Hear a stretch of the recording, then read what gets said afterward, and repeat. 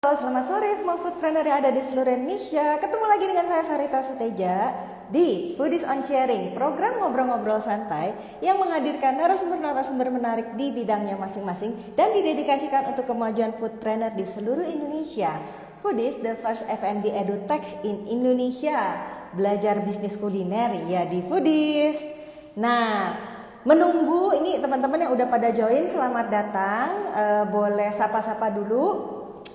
Boleh juga nanti bersilaturahmi sama teman-teman yang udah ada di kolom komentar gitu. Sementara saya akan coba undang narasumber kita hari ini. Ini cukup menarik gitu kan, karena spesifik teman-teman yang pengen banget usahanya diinvest, ini wajib banget untuk dengerin petuah-petuahnya Mas Yusak M. Yahya. Halo, selamat sore.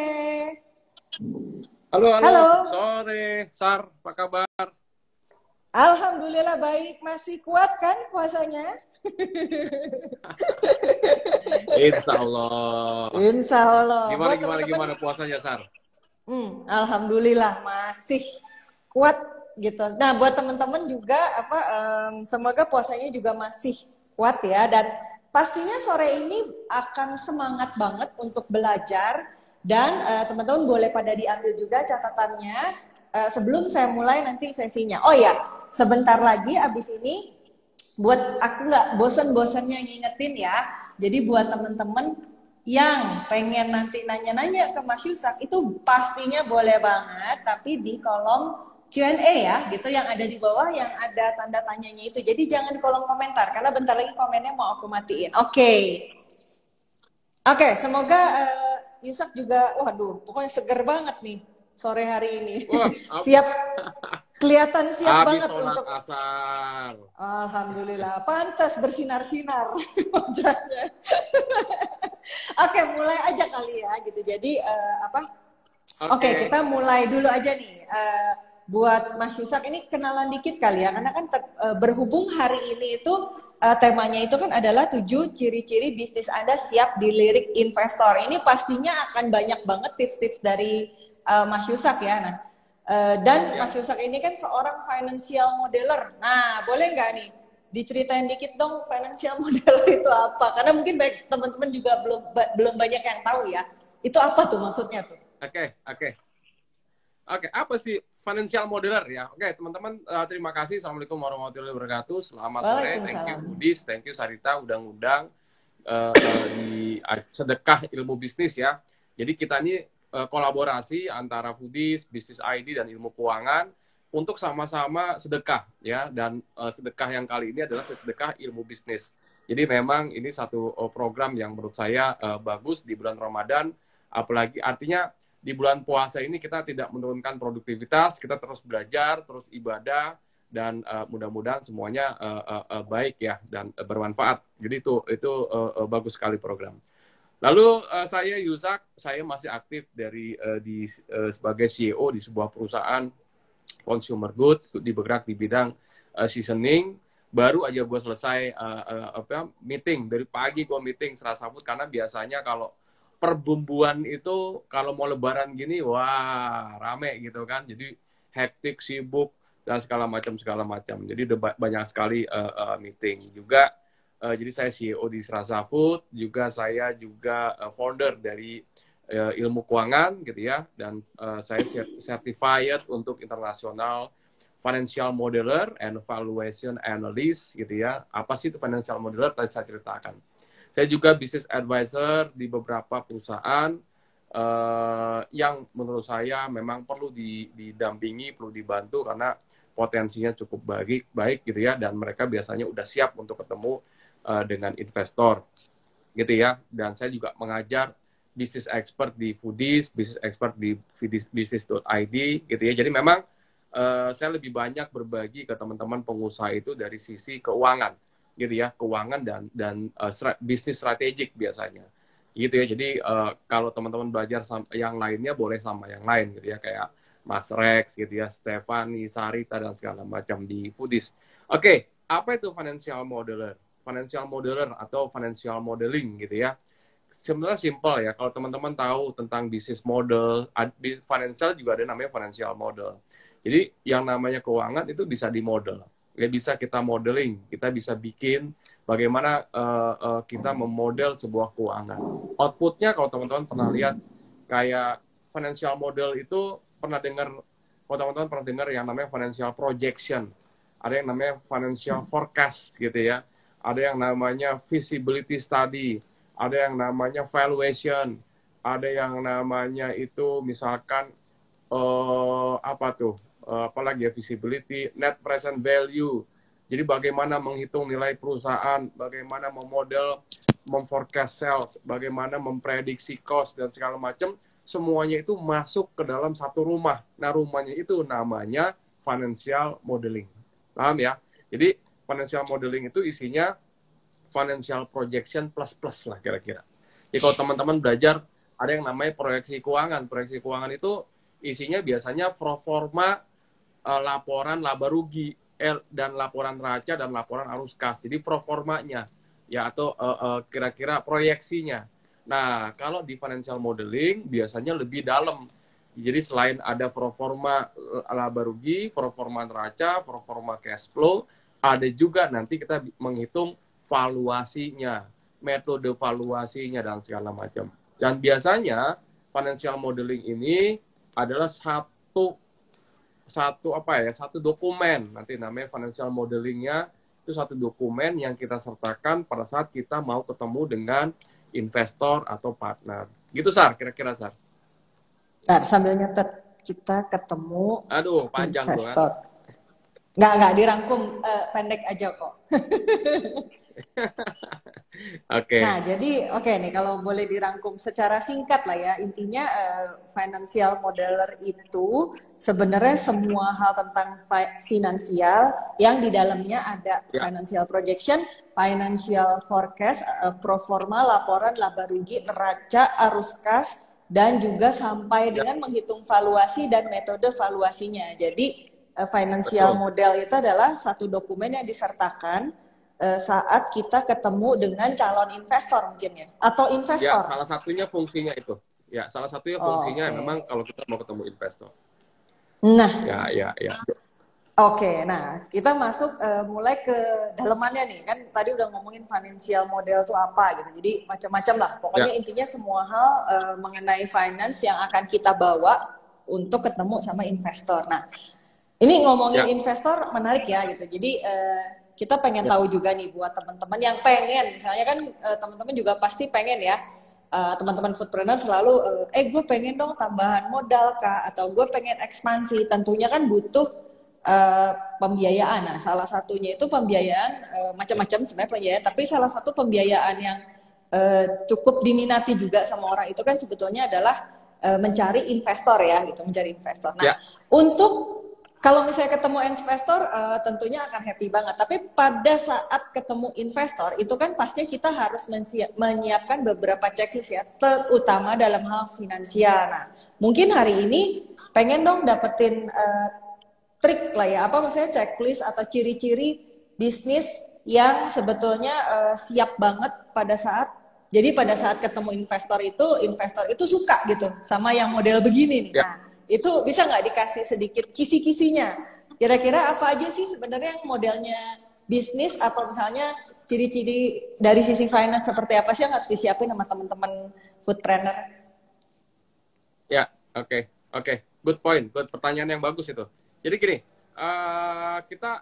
gue coba definisikan dulu ya. Pertama adalah, jadi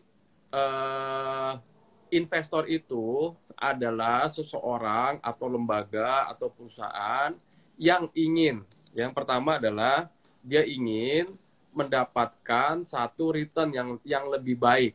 Ya, biasanya return lebih baik. Jadi uangnya itu diinvest untuk mendapatkan return yang lebih baik. Biasanya ada beberapa benchmark. Benchmarknya biasanya mereka membenchmark dengan bunga deposito. Jadi kalau uang gua taruh di deposito dapat sekian. Maka dia akan mencari satu instrumen investasi yang menurut mereka lebih menguntungkan. Jadi kira-kira intinya adalah bagaimana uangnya itu bisa diputar dan bisa menghasilkan return yang lebih bagus. Nah, kira-kira gitulah investor gitu ya.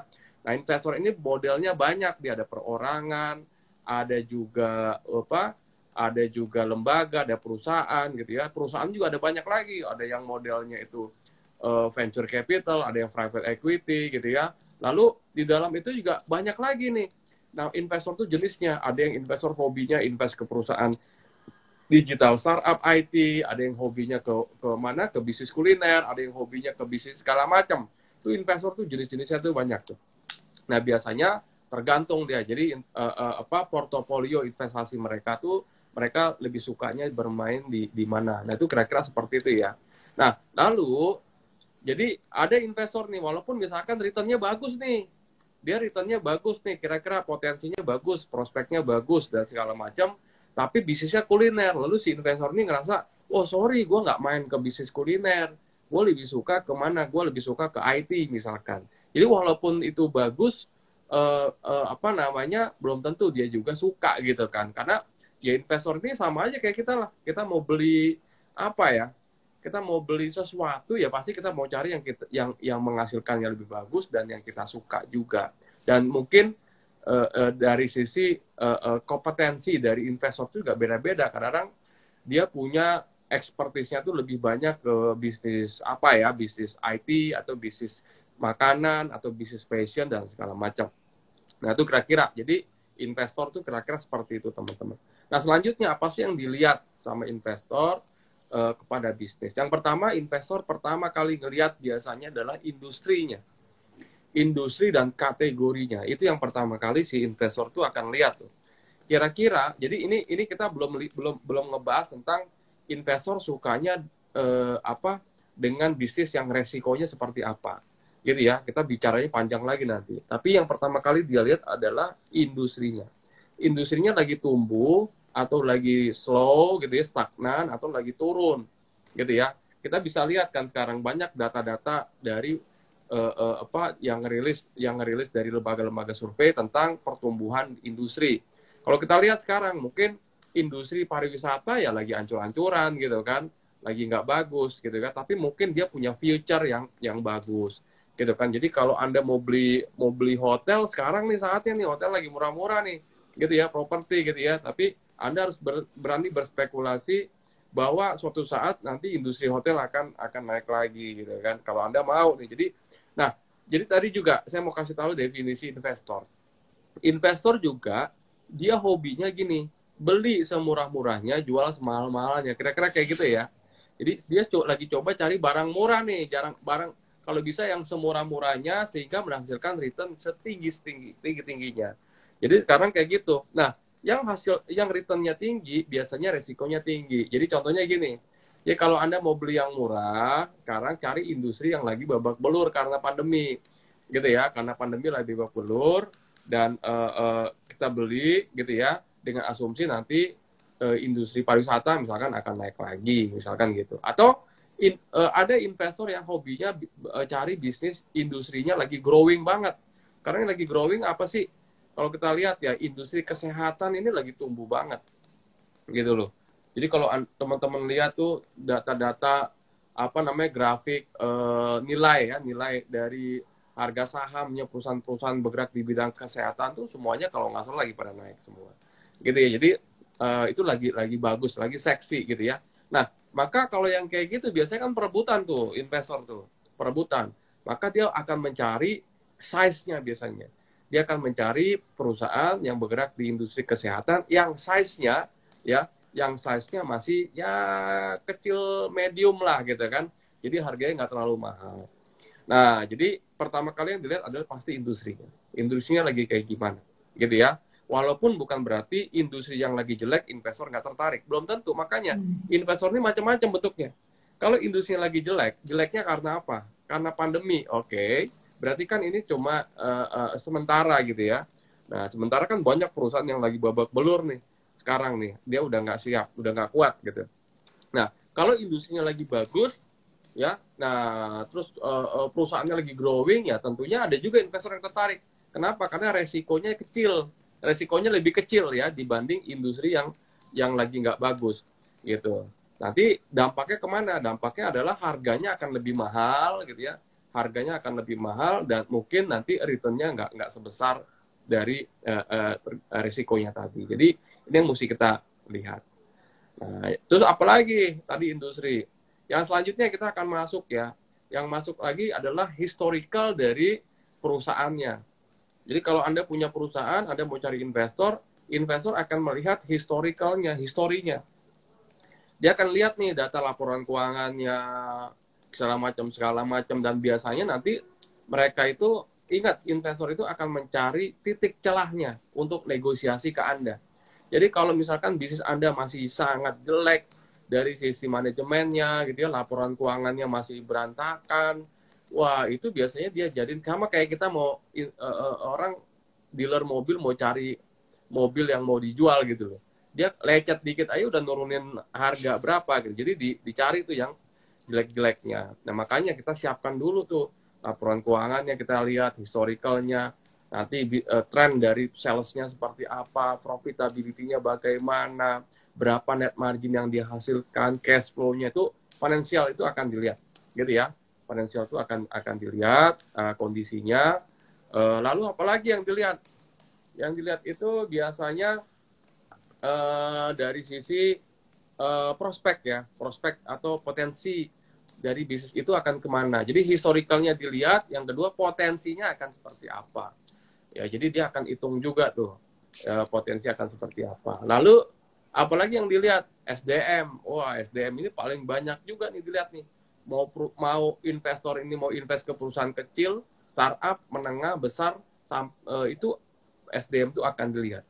Kalau perusahaan ini udah sangat bagus, biasanya si investor tuh pengen tuh, gue pengen invest tapi orang-orang lo nggak boleh keluar misalkan. Jadi karena apa? Karena ujung-ujungnya ngejalanin perusahaan itu orang kan. Jadi orang ini menjadi satu key point yang cukup penting, ya cukup penting. Udah berapa tuh? Udah Jadi, 4. Udah 4 ya. Lalu apalagi yang dilihat ya sama si investor biasanya? Brand. Ya, ini juga dilihat nih brand nih. Brand ini kayak gimana nih? Jadi Anda punya bisnis bagus, tapi brandnya belum punya Anda, sertifikatnya belum diterima, atau masih sengketa. Wah, itu juga akan membuat investor mikir. Apalagi kalau bisnis kita itu brandnya itu sangat kuat gitu loh. Ya, brandnya ini sangat kuat dan kalau brandnya hilang, ini malah merusak bisnis. Itu akan dilihat.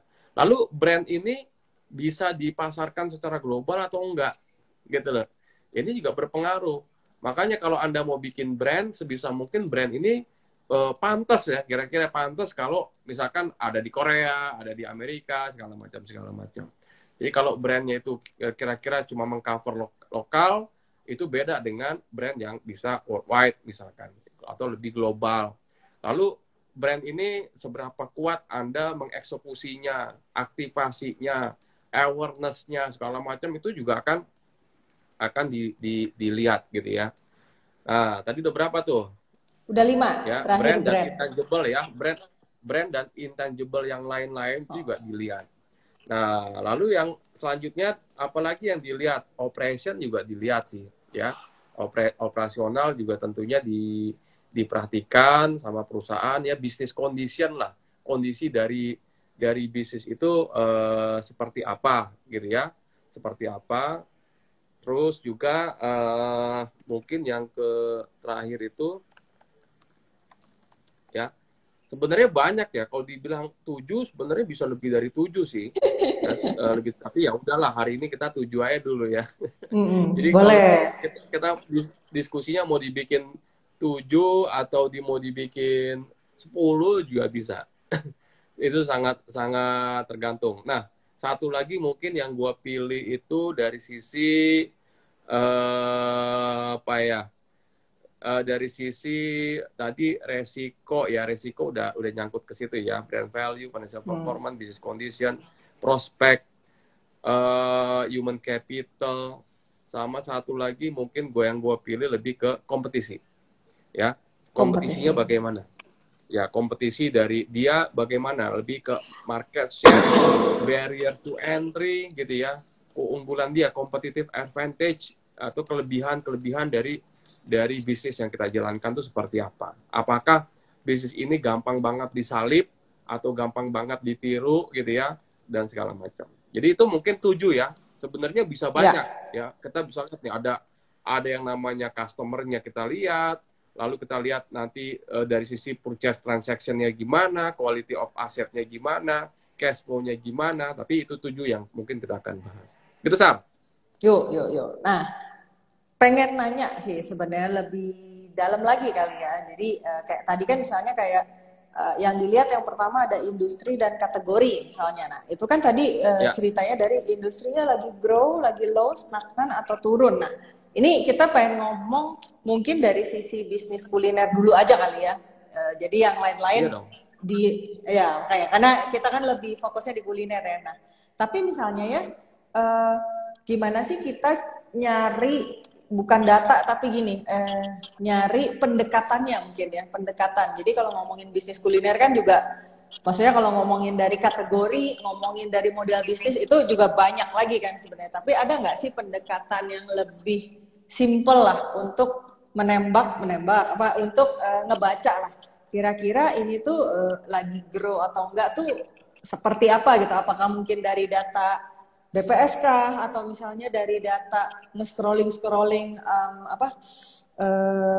feed Instagram kah? Karena kan sebenarnya kan kayak kemarin juga sempat ngobrol, oh iya katanya ada kalau bisnis minuman masih trending atau enggak ya, misalnya kayak gitu. Atau misalnya kalau model bisnis yang sifatnya kemitraan itu masih booming atau enggak ya. Nah itu kan banyak pertanyaan-pertanyaan teman-teman yang sering kali saya tuh sebenarnya pengen bikin bisnis ya, tapi baiknya tuh ngambilnya gimana ya. Nah mungkin lebih ke pendekatannya sih, pendekatan nyari data atau motret trennya itu dari mana gitu. Ya, oke, pertanyaan bagus ya. Jadi gini, investor ingat kembali ke definisi awal. Investor itu pengen uangnya itu berputar mendapatkan return yang lebih tinggi gitu ya dibanding misalkan dengan deposito dan segala macam. Itu prinsip awalnya tuh itu. Nah, dengan seperti itu kadangkala ya investor juga berbeda dalam hal mencari bisnis yang trennya lagi kayak gimana. Pertama pasti dia lihat tren. Kalau ada orang kan kayak gini, nah itu mah bisnisnya musiman. Paling juga 2 tahun habis, 3 tahun habis. Lalu nanti investor mau nggak invest ke situ, gitu kan? Tergantung jawabannya. Kalau misalkan nih ada bisnis minuman, ada bisnis yang menurut kita ya itu bisnisnya musiman, gitu ya. Tapi lagi meledak nih, ya. Tapi lagi meledak. Kira-kira 3 tahun nih bisnis ini pasti udah hilang nih, udah trennya udah akan hilang.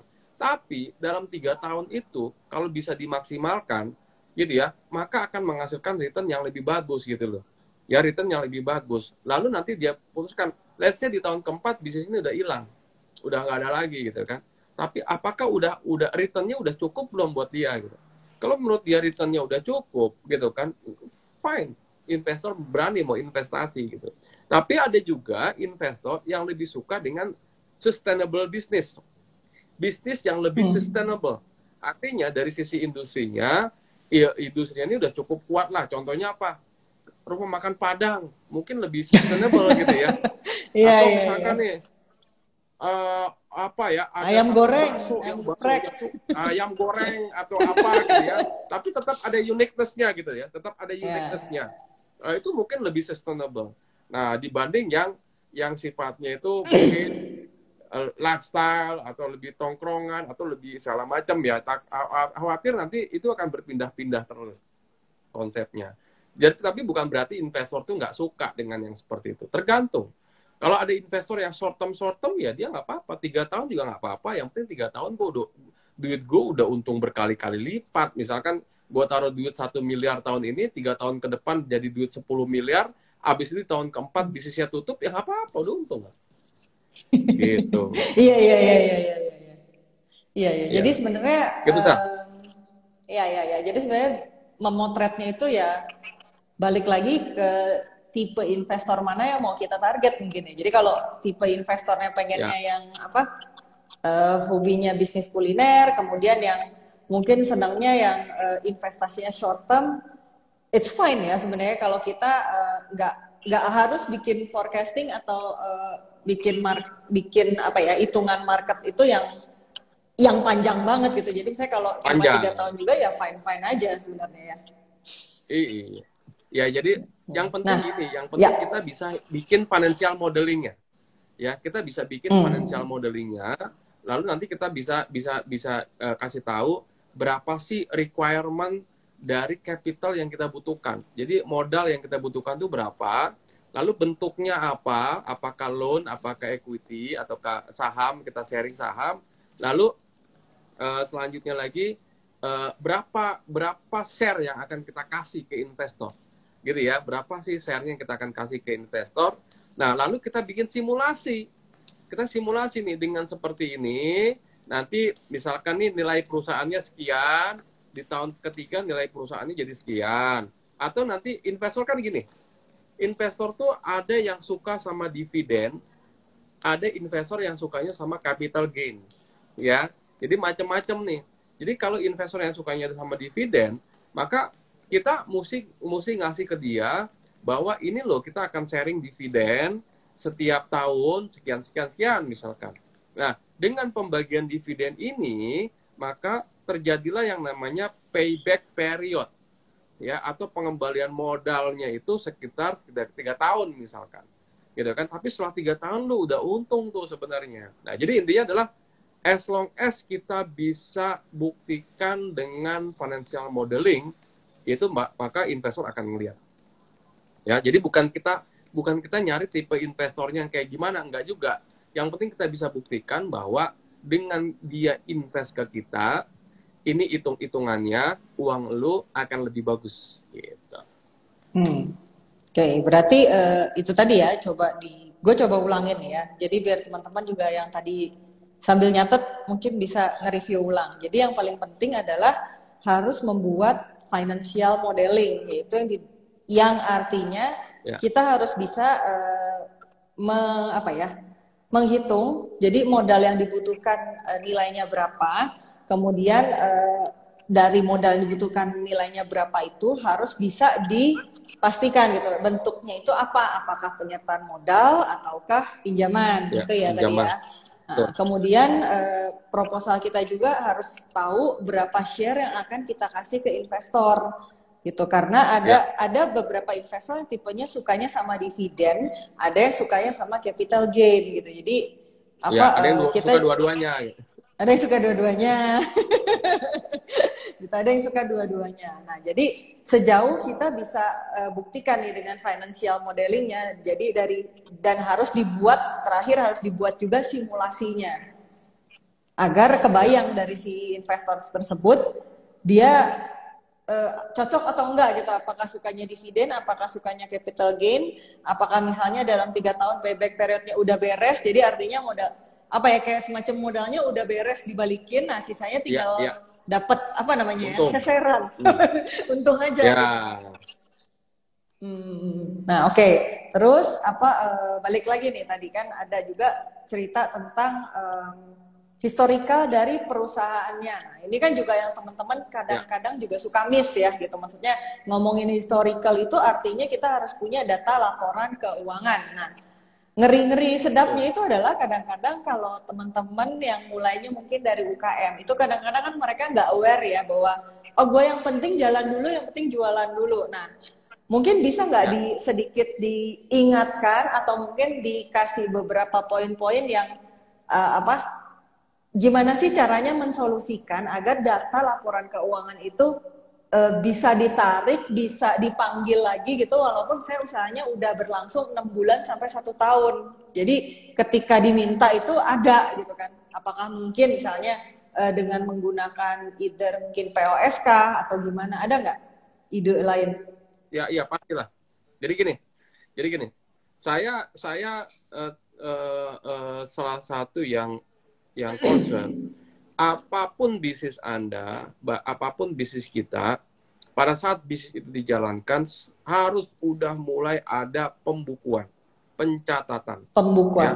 Kalau belum mau pakai software, minimal ada catatan manualnya. Cash in, cash out-nya itu harus ada. Uang keluar untuk apa, uang masuk dari mana itu harus ada dulu. Kalau bisnis kita masih kecil, Kalau udah mulai berkembang, mulai pakai sistem akuntansi, ya, mulai lagi pakai POS misalkan untuk bisa ngerekap penjualannya, ya. Kalau udah makin besar lagi, audit, gitu ya, Audit, iya ya. audit gitu kan. Jadi itu udah harus dibiasain gitu. Karena kalau kita nggak punya histori, kita nggak nyatet, jangankan orang luar, kita aja bingung analisanya. Ini perusahaan ini kayak gimana kondisinya kita nggak tahu gitu kan.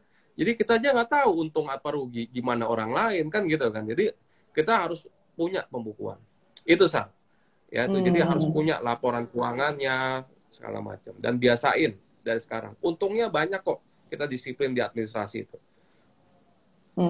Nah, jadi kalau misalnya teman-teman belum punya mungkin budget kali ya untuk meng-hire auditor misalnya kalau misalnya masih usahanya kecil. Jadi manual pun masih fine ya. Apa yang penting uang masuk dan keluarnya itu ada aja gue. Iya. Itu dari awal. Pisahin uang pribadi sama uang usaha, lalu dicatat uang usahanya keluarnya kemana, masuknya dari mana. Ya, yang penting itu. Lalu bond-bondnya jangan sampai hilang. Semua transaksi udah harus ada bukti, nota, dan segala macam deh, gitu kan. Simpan di filing yang benar. Nanti ada waktunya kita akan bebenah kan, kita akan rapi-rapi. Nah, pada saat rapi-rapi itu ada tuh bondnya. Jadi ada bisa di-trace gitu ya, bisa di-trace nih. Nah, ini ada satu folder transaksi selama bulan Maret, nanti tahun berapa, nanti ya udah nanti pada saat nanti kita mau bikin kayak semacam pembukuan dipakai software, nah kita udah ada data historical. Gitu. Jadi minimal enak. Ada yang sekarang input ya. Iya, minimal ada yang kan input. Apa yang mau dimasuk? Nah, oke. Nah, terus tadi ngomongin lagi tentang gini. Jadi kalau misalnya ngomongin financial modeling lah ya, ini kan tadi cukup advance lah ya. Tadi bahasan-bahasannya ada. Ini boleh nggak diulangin ya? Ini takutnya masih banyak teman-teman yang salah kaprah antara BEP sama payback period. Nah, itu bedanya apa tuh? Tadi kan sempat menyebut payback period ya. Nah, itu kan ada perbedaan ya. Karena banyak orang yang menganggap oh payback period, oh sama BEP. Oh ternyata pas kemarin gue nanya Yusak ternyata beda loh. Nah itu bedanya apa tuh? Oke, jadi gini, BEP itu break even point. Break even point itu adalah titik impas. Perlu teman-teman ketahui itu titik impas, bukan balik modal, bukan. Itu titik impas. Di mana penjualan kita bisa mengcover semua biaya kita. Itu namanya BEP. Jadi biasanya gampangnya gini. Kita kan pada saat bisnis kan punya biaya nih, punya beban ya, ada bayar gaji, ada bayar ini, bayar itu, ya kan ada COGS segala macam gitu kan, tuh beban-beban biaya-biayanya toh. Nah, untuk bisa mengcover semua biaya itu, kita harus mendapatkan penjualan berapa. Contohnya berapa nih? Biaya operasionalnya 5, HPP-nya 5, berarti kan biayanya 10 gitu kan. Nah, maka kita harus perlu sales 10, penjualan 10 untuk bisa mengcover semua biaya. Sehingga nanti pemasukan dikurangi biaya sama dengan 0, titik 0-nya tuh, titik impasnya. Itu disebut dengan break even point. 0. Jadi titik impasnya. Maka kalau penjualannya di atas 10 berarti udah ada untungnya, gitu kan? Udah ada untungnya. Kalau walaupun modalnya belum balik ya. Ya, kita nggak bicara walaupun modalnya belum balik. Beda. Ya, walaupun modalnya belum balik. Jadi break even itu titik 0 di dalam operasional sebuah perusahaan. Anda perlu menjual berapa biar ada di titik 0. Titik impas namanya, titik impas. Nah, kalau payback period ini adalah waktu atau periode di mana modal yang kita investasikan ini balik. Nah, kira-kira kayak gitu ya. Jadi kalau teman-teman bikin proposal franchise kemitraan itu jangan ditulis BEP-nya 2 tahun. Gitu, lama salah. Banget ya. Lama banget. Iya, kok BEP-nya 2 tahun. BEP itu biasanya satuannya volume atau satuannya revenue, omsetnya berapa. Biasanya gitu. Jadi kalau tanya BEP-nya berapa? 10.000 piece BEP-nya. Gitu. Atau 10.000 porsi mangkok bakso baru BEP. Nah, itu jawaban BEP. Atau 100 juta per hari itu baru BEP-nya. bisa juga. Tapi kalau BEP-nya 2 tahun, ya agak kurang tepat sih ya menurut saya. Lebih tepatnya 2 tahun itu mungkin payback period atau PBP biasanya orang sebut, dorong bahasa keuangan. Gitu ya. PBP ya. Jadi kalau payback period 2 tahun. Nah, jadi itu teman-teman jangan lupa loh, itu gue sih nyatet ya. Gue sih nyatet, tapi ngarepnya teman-teman juga nyatet. Pokoknya perbedaan utamanya itu adalah kalau BEP itu kan titik impas 0 ya. Jadi dua-duanya sebenarnya nggak terlalu ada hubungan eratnya kali ya. BEP mah BEP, payback period mah payback period ya. Nggak ada hubungannya. Ya, jadi jadi kalau misalnya titik impas itu adalah kondisi 0 di mana penjualan kita bisa mengcover semua biaya yang dikeluarkan. Jadi untuk nge-cover biaya beda, itu purpose-nya beda. Purpose-nya. Investor jarang ngelihat BEP. Nggak ada. BEP itu tapi payback period kali ya. Efektivitas. Ya. Untuk melihat ini aja, operasional aja itu. BEP itu. Nah ya, oke. Nah teman-teman, bentar, gue minta waktunya untuk ngasih informasi dulu ya buat teman-teman yang lagi pada nonton. Nah buat teman-teman, ini sebenarnya ini adalah salah satu program terbarunya Foodies. Itu adalah pertama kalinya mungkin ya di Indonesia ada 4 hari bootcamp bisnis kuliner, 35 jam lebih mempelajari dan membuat valuasi bisnis, investor dan pendanaan dalam bisnis kuliner. Kelas khusus hanya untuk yang punya bisnis kuliner. Jadi kalau buat teman-teman yang nggak punya bisnis kuliner, ya mohon maaf belum bisa ikut di program ini. Jadi khusus hanya untuk yang punya bisnis kuliner, scale up your business with investor.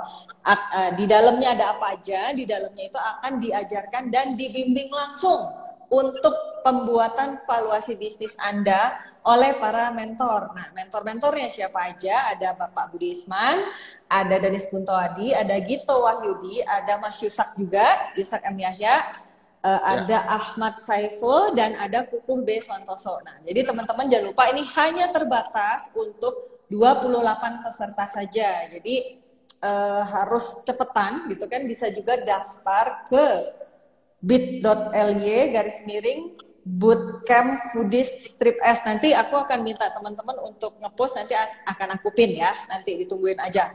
Atau bisa tanya-tanya lebih banyak ke WA-nya CS Foodies di 0813 1214 7974. Aku ulangin ya, aku bacanya pelan-pelan. 0813 1214 7974. Jadi teman-teman ayo bisa, yang berminat itu bisa langsung amankan kursinya sekarang karena hanya dibuka untuk 28 peserta saja. Kenapa?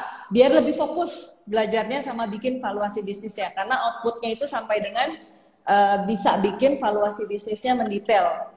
Nanti mungkin bisa lah ya sama Yusak nanti diinformasikan juga kali ya, maksudnya kalau untuk bikin valuasi bisnis itu apa aja sih sebenarnya yang dibutuhkan atau harus disiapkan gitu. Oke. Ya. Nah, kita masuk lagi ya. Tadi kan juga sempat ada ngomongin tentang brand. Kita nggak usah ngomongin brand lah. Kita ngomonginnya lebih ke tapi ini berkaitan sih. Mau nanya juga deh. Kan ini ngomongin tentang finansial ya. Nah, ini ada sedikit beberapa teman-teman juga ada yang sedikit kebingungan kayaknya ya. Sebenarnya brand dan intangible asset yang lain tadi. Nah, itu intangible asset yang lain itu apa aja dan gimana sih cara menentukan nilainya kali ya secara finansial? Panjang tuh jawabannya. Oh, panjang ya? Oke. Brand itu adalah intangible asset. Ya, brand itu adalah intangible asset. Tapi di dalam intangible asset brand bukan satu-satunya. Ada lagi ya. Contohnya apa? Penggunaan hak royalti. Itu juga intangible asset. Misalkan nih kita dapetin hak royalti atau hak franchise. Kita menjadi master franchise untuk di Indonesia untuk brand dari luar, itu juga intangible asset. Lalu ada juga kontrak-kontrak misalkan. Ya, kita mendapatkan kontrak itu juga intangible asset gitu ya. Ada lagi namanya ya banyak ya, goodwill gitu ya, merek paten gitu kan, formulasi yang sudah dipatenkan, yaitu banyak sih tangible asset. Lalu bagaimana menilainya? Nah, ini bagaimana menilainya ini? Bagaimana kita menilai dari sisi keuangan sesuatu yang tidak terlihat atau tidak bisa dipegang-pegang. Nah, itu kan kalau kita mau jual beli rumah gampang, jual beli mobil gampang. Nah, ini namanya merek segala macam itu nggak bisa dipegang tuh wujudnya. Tapi dia kadangkala nilainya jauh lebih mahal dibanding dibanding aset-aset fisiknya gitu loh. Jadi kadangkala seperti itu. Contohnya apa? Ya contohnya banyak sekarang kayak Nike. Nike yang mahal bukan pabriknya, mungkin pabriknya udah nggak punya dia. Yang mahal ya logonya itu, mereknya itu gitu. Coca-Cola ya itu yang mahal mereknya itu. Jadi ujung-ujungnya memang salah satu yang kita gunakan untuk menilai perusahaan adalah intangible-nya itu. Gitu sih. Ya. Jadi lebih ke hak-hak kali ya, tadi ada penggunaan royalti, ada hak franchise, ada hak master franchise. Ya. Tapi betul. Yang menilainya berarti harus pakai auditor kali atau siapa nih kira-kira? Ya, pakai pihak ketiga ya. Kita pakai pihak ketiga ya, appraisal ya, atau kita untuk menilai secara objektif. Tapi ujung-ujungnya ini mau dinilaikan karena ada dua ya. Sesuatu itu dinilai itu ada dua tujuan. Ya, yang pertama adalah tujuannya adalah untuk jual beli. Ya, jadi sesuatu itu dinilai biasanya ada dua tujuan. Yang pertama karena ingin dijual atau ada kita pengen membeli. Yang kedua adalah untuk yang namanya itu revaluasi. Reval aja. Iseng nggak ada kerjaan gitu loh, pengen ngerevaluasi. Jadi apa tuh revaluasi? Dihitung ulang. Jadi contohnya gini. Kita punya merek dagang ya, brand, merek gitu kan. Berapa sih nilainya di dalam keuangan kita gitu ya? Nilainya itu ya pada berapa uang yang kita keluarkan untuk mendapatkan merek itu. Kalau kita daftarin merek itu bayar cuma 3 juta, ya maka nilainya cuma 3 juta. Kan daftarin misalkan 3 juta tuh merek kita, merek dagang logo kita. Nah, lalu kita ngeliat, apaan nih? Merek gue cuma 3 juta. Bisnis gue nih kalau mereknya ini nggak ada mereknya ini, bisnis gue tuh nggak jalan. Harusnya merek ini lebih dari 3 juta. Loh, tetap aja di neraca kita, di keuangan kita cuma 3 juta. Loh, gue nggak mau. Pokoknya merek gue maunya harganya 1 miliar. Gimana caranya merek gue nih di laporan keuangan nilainya 1 miliar. Lalu kita bilang gini, oh ya udah kalau gitu kita revaluasi aja. Nah, kita reval. Nah, reval tuh sebenarnya orang-orang yang nggak ada kerjaan aja sih yang ngereval. Kenapa? Pertama nggak ada kerjaan, yang kedua reval tuh kalau nggak salah ada pajaknya. Dari peningkatan nilai aset itu kalau nggak salah ada pajaknya ya. Correct me if I'm wrong kalau Anda orang pajak. Tapi setahu saya tuh ya nggak ada kerjaan. Yang kedua, menilai sesuatu itu karena kita ingin menjual. Tadi kan merek kita nilainya cuma 3 juta nih di pembukuan kita nih. Lalu kita mau jual. Lalu kita lihat nih, merek ini di neraca ini 3 juta. Itu yang disebut dengan nilai bukunya. Tapi nilai ini punya nilai itu sampai 2 miliar. Kenapa? Karena dengan menggunakan merek ini, bisnis kita tuh bisa berpotensi menghasilkan omset atau revenue sekian miliar. Nah, maka si investor akan melihat, oh ya udah deh merek lu gua nilai sekitar 2 miliar. Padahal kita daftarinnya cuma 3 juta. 3 juta. Nah, dari sisi merek kita udah untung sampai berapa puluh ribu persen gitu kan dari situ. Nah, gitu kira-kira sih. Ya. Tadi yang namanya reval tadi ya. Iya. Nah, oke. Oh ya, sebelum gue buka pertanyaan, nah di IG story, di IG Live ini kan kita selalu punya ritual foto bareng. Jadi teman-teman, ayo pada ngambil handphonenya, bisa di screen cap nanti saya sama Yusak. Terus jangan lupa di post di IG story-nya masing-masing. Jangan lupa tag juga ke @foodies.id dan @yusak_m_yahya dan @ilmu_keuangan ya. Gitu. Jadi pada bisa diambil, aku off commenting dulu dan abis ini nanti kita akan buka pertanyaan ya buat teman-teman. Oke? Oke, ayo disiapkan. Kita bergaya dulu berdua. Gimana nih? Terserah. Gimana sih? Foodies. Mau nge-print screen juga sekalian. Oke. Oke, nah buat teman-teman jangan lupa di print screen di tag ke foodies.id dan ke @foodies.id, @yusak_m_yahya dan @ilmu_keuangan. Nah, aku mau buka pertanyaan ya. Sebentar. Ada yang bertanya ya. Tapi ini mungkin ya dijawab aja lah ya gitu. Maksudnya bisa dikasih komen lah dari Yusak.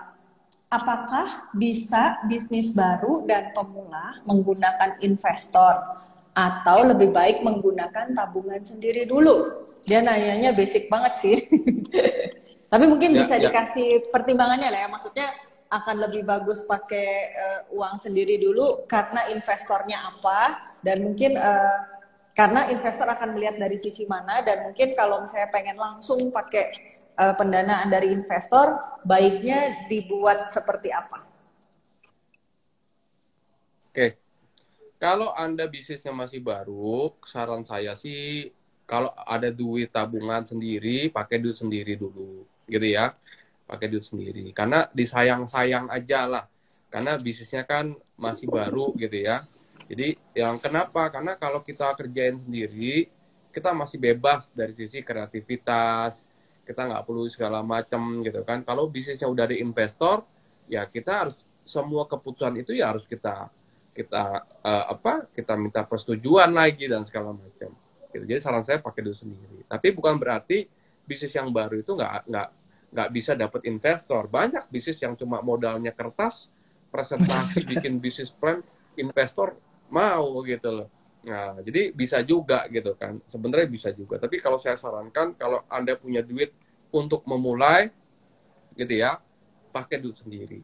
Karena buat saya adalah investor itu adalah partner untuk tumbuh. Jadi growing partner namanya. Jadi bagaimana kita untuk tumbuh. Ya, jadi kalau bisa waktu kita baru mulai sendiri dulu, begitu kita mau ekspansi, kita mau buka cabang, misalkan tuh apa, nah mulai kita cari growing partner kita. Nah, salah satunya adalah investor itu. Gitu, Sa. Ya, oke. Berarti sebenarnya sangat rekomendasinya itu adalah jangan pakai investor dulu kali ya, karena untuk kreativitas ya, akan lebih memudahkan. Kalau nggak ada, ya.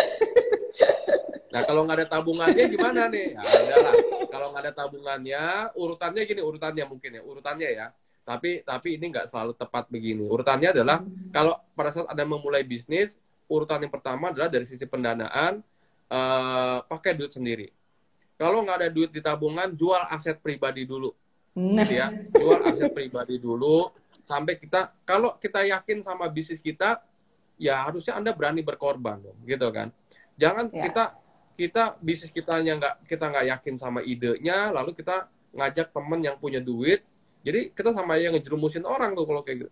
Jadi kalau kita yakin sama ide bisnis kita dan kita bisa eksekusi dengan baik dan kita punya tabungan atau kita punya aset yang bisa kita jual untuk kita jadikan modal, itu dulu lakukan, gitu ya. Jadi harus no pain no gain lah, kira-kira teman-teman harus berjuang dulu, gitu ya. Nah kalau memang betul-betul nggak ada nih, aset nggak ada, apa nggak ada, ini nggak ada, ya udahlah. Nah, sebisa mungkin stepnya adalah coba cari orang yang tertarik sama bisnis itu, tapi bukan investor, ya. Tapi ceritain dulu, misalkan kita mau cerita, gue mau bikin ini, kira-kira lu menarik nggak? Lu tertarik nggak beli produk gua nih? Gue mau bikin produk yang kayak gini. Jadi dia gini, Anda coba cari lead dulu, calon customernya.